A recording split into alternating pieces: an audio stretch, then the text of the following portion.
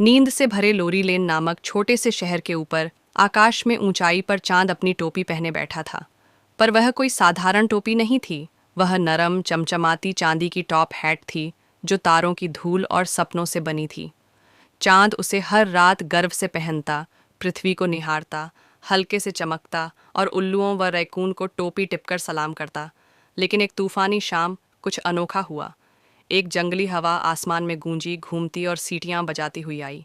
वही चीखी हवा और स्विश, वह चांद की टोपी उड़ा ले गई। अरे नहीं, चांद चिल्लाया, मेरी टोपी। टोपी नीचे और नीचे और नीचे तैरती गई, नाचती हुई हवा के साथ, जब तक कि वह बादलों के पीछे गायब न हो गई। तारे हैरान रह गए।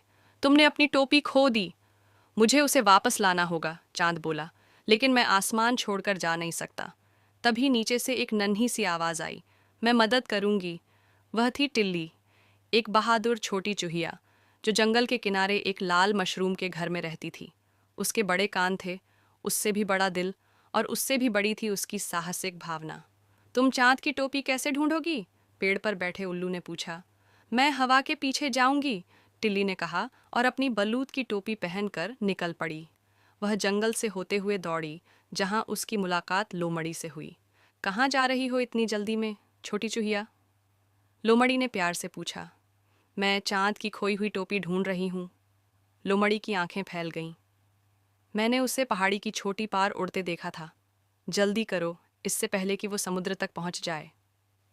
टिल्ली ने धन्यवाद कहा और पहाड़ी की ओर दौड़ी, जहां हवा और तेज हो गई थी। वहीं उसे एक पेड़ में कुछ चमकता हुआ फंसा दिखा। टोपी है, उसने चिल्लाया, पर वह बहुत ऊंचाई पर थी। तभी चिड़ियाघर से भटक कर आया एक जिराफ पेड़ों के बीच से अपना सिर बाहर निकालते हुए बोला। सहायता चाहिए? टिल्ली मुस्कुराई और जिराफ की पीठ पर चढ़ गई। टोपी को पकड़कर सीने से लगा लिया। मिल गई, उसने खुशी से कहा। टोपी को अपनी बाहों में लेकर टिल्ली सबसे ऊंची पहाड़ी पर दौड़ी।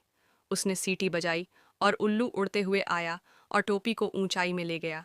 तारे नाचने लगे जब चांद की टोपी वापस उसकी चमकदार पेशानी पर आकर बैठ गई। ओह धन्यवाद, चांद खुशी से चमका।